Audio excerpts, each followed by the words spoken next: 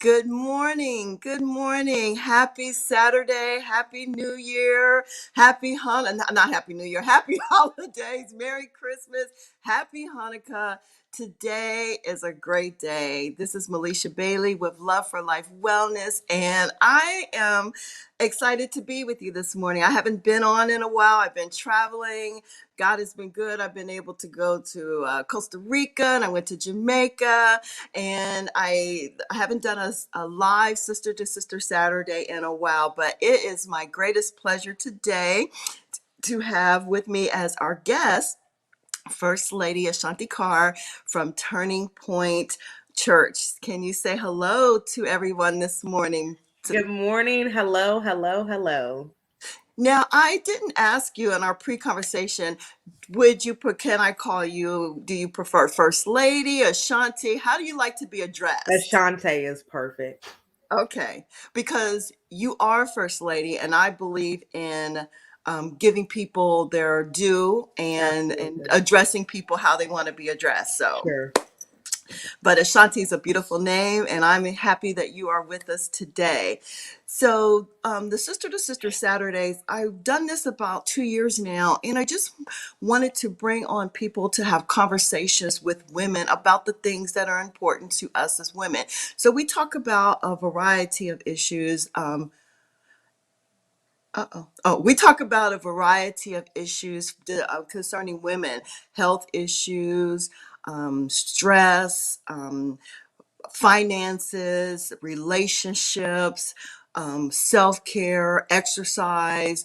And so I've had a variety of guests on to talk about different things that are concerning to us. And so the goal is to share information that's going to empower and inspire us as we go through life as women, and know that there's a community of people here that can offer help. And so my goal is to inspire you and empower you to be your best self, and to know that you are not alone in this world, and that there's a lot of resources out here for the things that you need. And so it's been my honor to do this Sister to Sister show for the past 2 years. So I need a little feedback from my audience to know if you want me to continue, because I don't know if I want to. I'm trying to think, Ashanti, if I still want to continue to do the Sister to Sister Saturdays. I love them, but I'm wondering if I need to move to something else, maybe podcasting or something like that. But anyway, we'll see. But we have a great show planned for us today, and we're on a little bit early because Ashanti has a lot to do today, as well as I. And so we're just so excited to get started. So, Ashanti, can you just introduce yourself to people that don't know you, and share a little bit about you and some of the things that you do? Absolutely. So my name is Ashante Tate. I have been married for the past 7 years to my wonderful husband, Pastor Terrence Tate, who was the senior pastor of Turning Point Church. In my personal life, I did go to school for social work and education. I'm very passionate about those two things. And I currently serve as a regional director at Heartland Center for Behavioral Change. And what we do there is we help people who are addicted to drugs and alcohol. So we help them rebuild their lives. So I'm very passionate about that. If you or you have a loved one that needs help with that, refer them to me and I will help them get the services that they need. Also, in my personal life, I'm very passionate about Big Brothers Big Sisters. I was matched with my little sister when she was 5 years old, and she is getting ready to be 18. Lord have mercy. She'll be 18 next April. She was a junior bridesmaid in my wedding. We're still in close connection. It is a wonderful program, and I am very passionate about helping underprivileged, underserved kids. And then within that, my husband and I are also foster parents. We foster at risk foster kids. So we've had gang members in our home, any and every type of kid you can think of, we have fostered them. And we've done that for the past 6 years. We are getting ready to bring that season to an end. We've devoted our life to that, and it has taken a toll on every area of our life. And so that season's coming to an end, but we're going to finish strong. And we're happy that we made the decision to do what we did the past 6 years. Um, Trying to think what else. We've been in Springfield off and on for about 5 years now. We've also lived in Kansas City. Um, we but just bought a home this year in February, so I think we're here to stay for the long haul. So I'm happy to be a part of Springfield. There's a lot of powerhouses in this city. We don't give it enough credit about the great people who are in this city. So I'm happy to be in Springfield. And a lot of people say, there's not enough black people, or there's not enough this, there's not enough that. And I believe that if we have the lens on that we're planted here and not buried, because when you're planted, something's going to come out of that. There's growth, there's opportunity. But when you're buried, you're stuck. And if you have that mindset that you're stuck, you're buried in Springfield, it's going to be a terrible experience. But if you change your mindset to know that you're planted, it'll be okay while you're here. That's empowering words. I've been here for 18 years myself. Mm. I was a foster parent for 10 years, and that Ooh, season came to an end for me and my husband.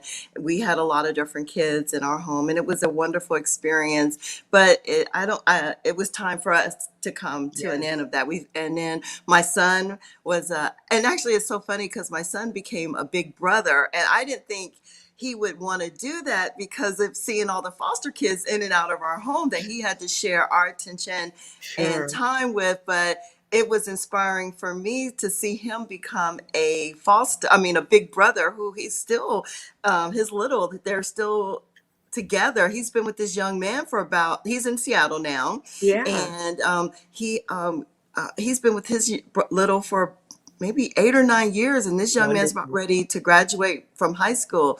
So we kind of have this same kind of past. Yes, we Ashanti, my do. husband was an assistant pastor at a church when I married him. So I know the hardship of being a pastor or assistant pastor's wife, because you have the lens on you, and so you're trying to do your work, be yourself, Yes. serve your community, serve your husband. And so you're a young woman that's doing that. So I commend you Thank you. for doing this kind of work, and then on the other end of working with people that have drug addiction and alcohol addiction.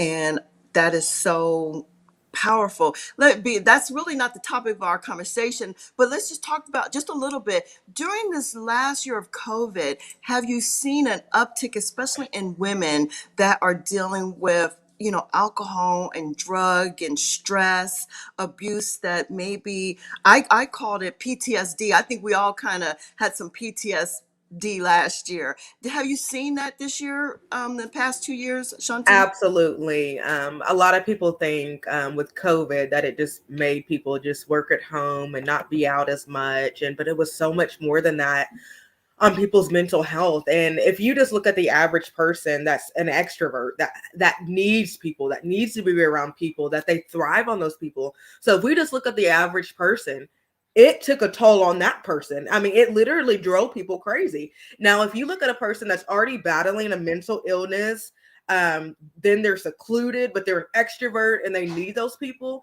it is even harder and harder on that individual. And the amount of overdoses that we've seen in the past 2 years, the amount of people who literally drunk themselves to death, it was astronomical.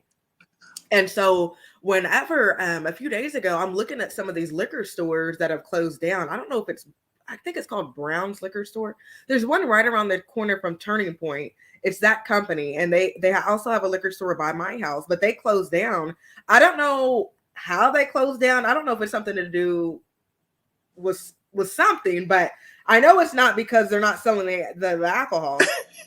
I know that. Yeah, the numbers were astronomical, and it was definitely due to COVID. I think so too. And for me, I think between COVID and the political unrest, and then we had all that social stuff, me myself, who I consider to be a strong person, I felt like I wrote an article for the Unite. It felt like we were experiencing some post-traumatic stress. And Sure, so I know quite a few people that their behaviors changed, sure. and especially women. And I've some of my clients, then they started drinking more, and Yes. people that never even really drank. And so it's been a toll. And so I think even in that, they're looking to have self-care, but they're not doing it in the right way. That's right. So let's That's talk a right. little bit about self-care. Why during these stressful times, especially maybe even now during the holidays, people are still feeling secluded. They can't be with their families, and they're not taking care of themselves, and they're Yeah. feeling like they're out of control. Can we talk a little bit about that? Yeah, absolutely. So the self-care piece, I'm many things to many people, Hmm. and I always want people to get the best version of me. And I realize that when I'm running myself rampant, I'm all over the place. They're not getting the best version. And so there are Friday mornings, some mornings that I'll just take myself to brunch. I'll shut off my email, I'll shut off my phone, and I'll just be me, and I'll refresh and I'll rejuvenate, and I'll think about everything I went through that week, and I'll release it in the atmosphere. I'll think of those things that had me bound, the people that I needed to forgive, and I release that. And then I feel that I'm ready to go ahead and conquer. But for so long, I was just running on. I don't know what I was running on. I didn't take time to just stop and just be. And I was really giving people the shorter end of the stick. Yeah. And so, one message that I want to let every woman know is that self care looks different for everybody. You know, for me, sometimes when I got a little extra money, I'm definitely going to go to, I think it's Acacia Spa. I love them. I'm going to go there and I'm going to relax for a couple of hours. But some days it's just taking a walk around the neighborhood. You know, self care doesn't have to cost money. Sometimes it's just turning on a 5-minute meditation video and just relaxing. And so, you could, self care can be as big or as small as you want, but it's necessary. It's necessary. I preach this. I call us women in the middle, because a lot of times as women we are taking care of our kids, Yeah, our aged parents, we have work, we have husbands, and a lot of times we put ourselves in the middle and we're not taking care of ourselves. And so if we don't take care of ourselves, as you said, then we can't be the best version of that's ourselves right. for anybody else. And so that self-care piece is so important. And like you say, you don't have to spend a lot of money. I like to meditate. I like to just sit at Mm, my desk, put some essential oils, and just take some deep breaths. And that kind of yeah, helps center my mind, calms me down so that I can continue to do the things I do. Because if you're going, and not taking that time, even if it's just 5 minutes a day or once a week, you have to. And I think a lot of times as women, we don't do that. that's We put right. everything and everybody in front of us. Then when we get sick and break down, who's gonna take care of us? That's right. And so if you don't take care of yourself, then on the other end of that, then it can cause a lot of mental stress. Let's talk a little bit about what that looks like for some people, for some women.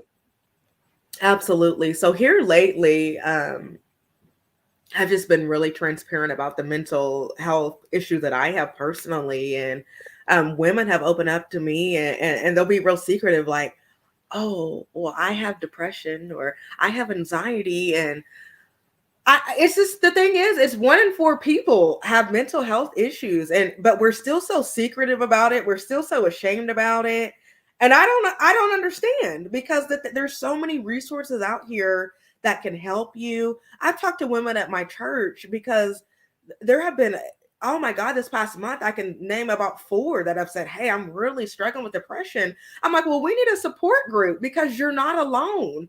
There's so many of us that are just struggling, and it's not because we lack faith.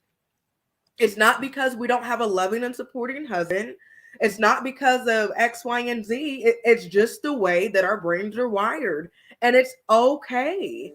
And so there's 2 messages that I want to send out. One to the person that feels like they're struggling silently, that it's just them that are depressed, or maybe they're ashamed to be depressed because they have X, Y, and Z in their bank account, and they're X, Y, and Z in the community and all that stuff.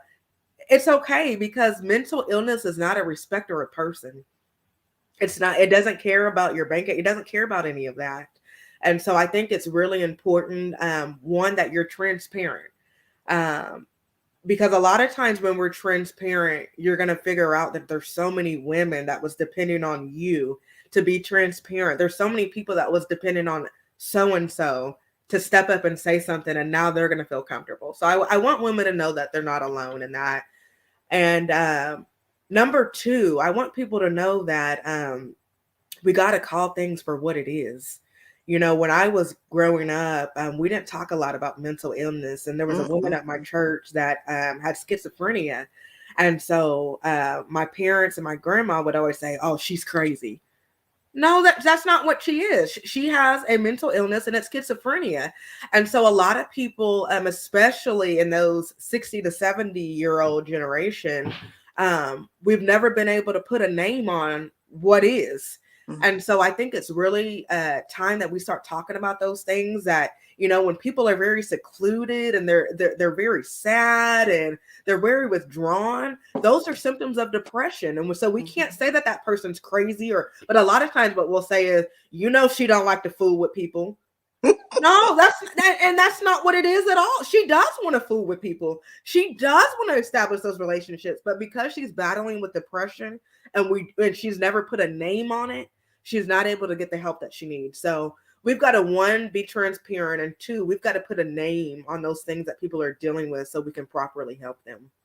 Do you think that it could be two things? I think in the African American community, we don't talk about mental illness enough in Mm-mm. our community, and we are labeled.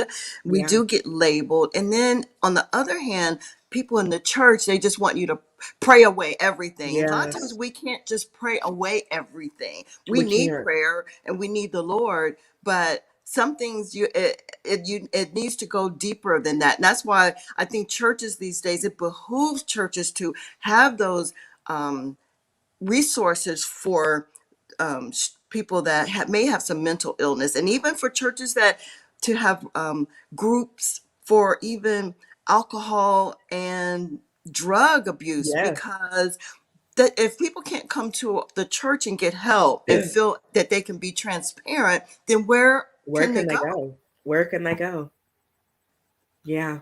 And I think a lot of churches do not want to deal with that. They want, I don't know. You tell me. I think some churches you just they not your church, but I've been around. The I've been church as saved a for almost whole. 30 years. Yeah. So I think they you don't. It's like a secret, but it's not. It's not. It's not.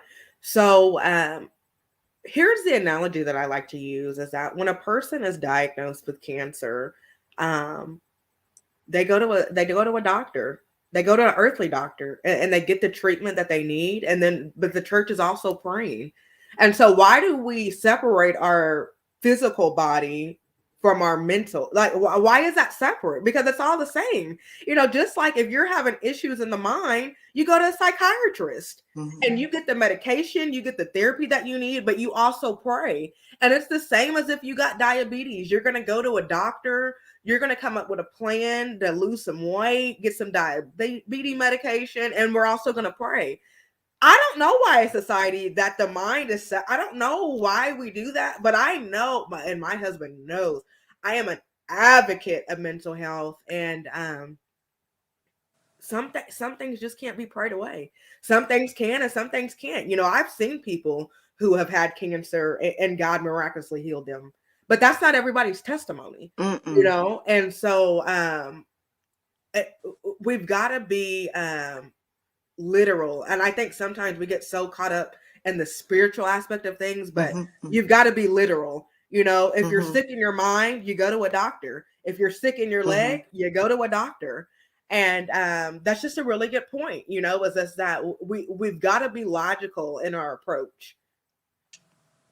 And so to say that we're not people are not you're not crazy. That was kind Yeah, of the topic of our the title of our talk today. You are not crazy.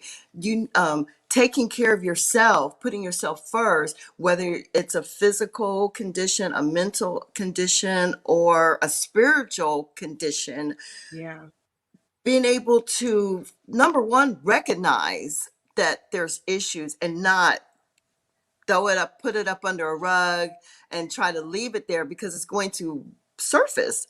Yeah. eventually is going to come to the surface. Yeah. So, and yes, I believe in going to the doctor, but as a nutritional health coach, I'm going to say this because I can't help it. As a health coach, it takes a doctor and functional medicine working together to Yes. help people to get healthy. And so that's what I do as a health coach. And even as you, and so you as a pastor's wife, and then working in the mental arena, you can see how both of them come together. We need the spiritual plus the practical applications to help people to get well. So it's Yeah. not a one size fits all approach. I think that's That's what I'm right. just trying to say. That's right.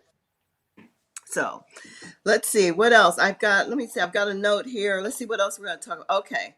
So, and during this time of Christmas, a lot of times people feel alone. Yeah. They may not.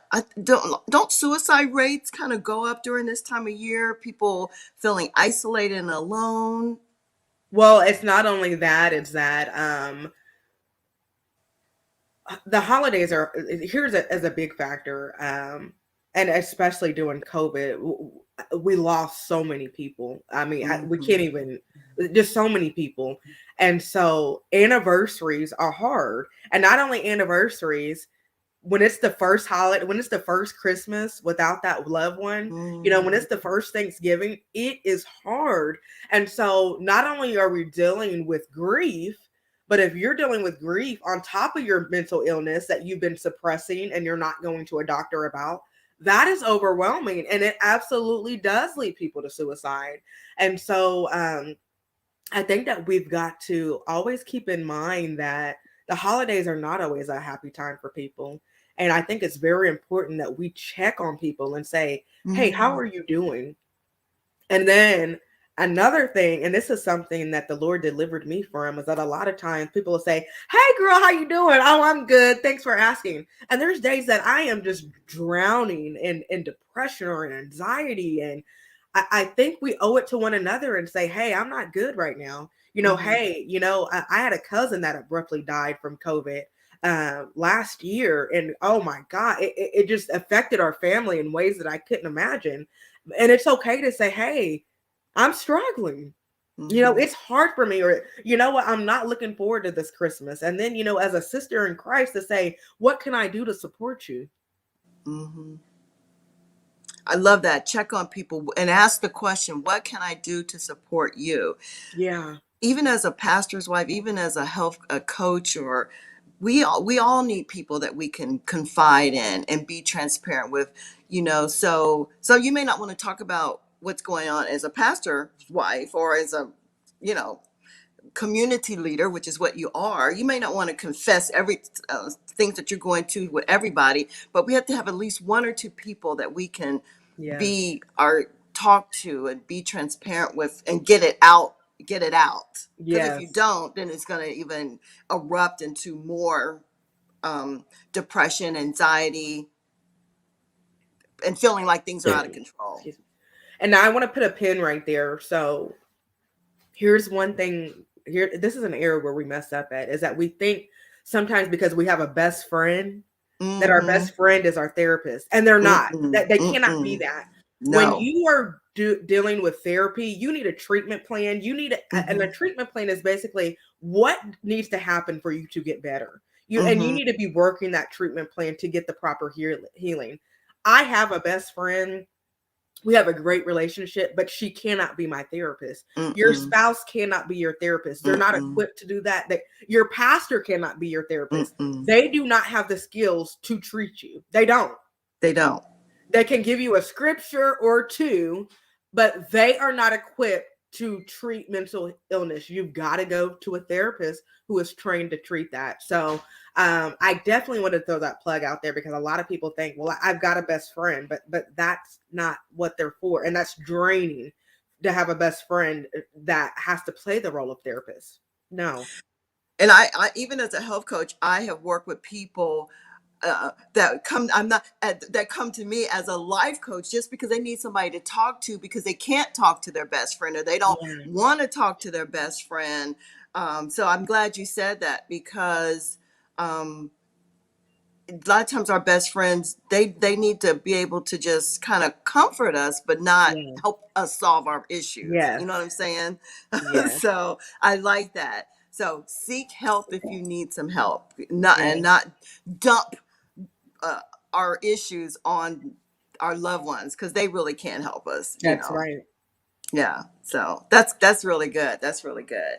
So, what are you going to do for the holidays, Ashanti? So for the holidays, so for this past Thanksgiving, it was amazing. I went home to my parents' house.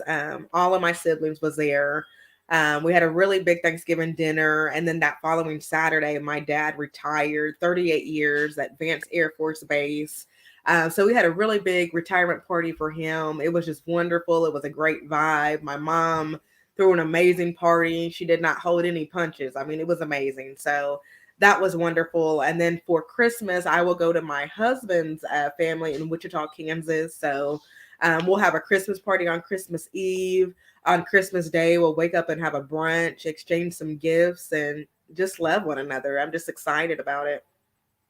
And that helps with your mental health too, being Yes, it around your does. family and celebrating and it and that's a good thing. So, say I'm what about for people that don't have that? What can they do if they don't have a family unit like you do? Like it's just normally me and my husband for Christmas, and I'm fine with that. And last year we went to see my son in Seattle. This year we're not. But what about for people that don't really have a family unit or they're by themselves? What can they do to feel so they don't have that loneliness and that isolation set in for them during the holidays? Well, I think there's a couple of things. I think people need to figure out what makes them happy. And when I ask that, I mean this. Some people, they love the elderly. So connect with the nursing home. Go in there and read them books. There's so many people in the nursing homes, they're dying alone and Mm. they just want somebody there. Go read them a book. Make them a home cooked meal. You there's children. My best friend is the program director at Isabel's house. There are kids who are spending Christmas alone. See if you can volunteer there. Go to the hospitals. There's people who are alone in a hospital, and they would love to have somebody there with them. So I think you've got to figure out, what is your niche? What makes you happy? And whatever that niche is, go volunteer and fulfill it.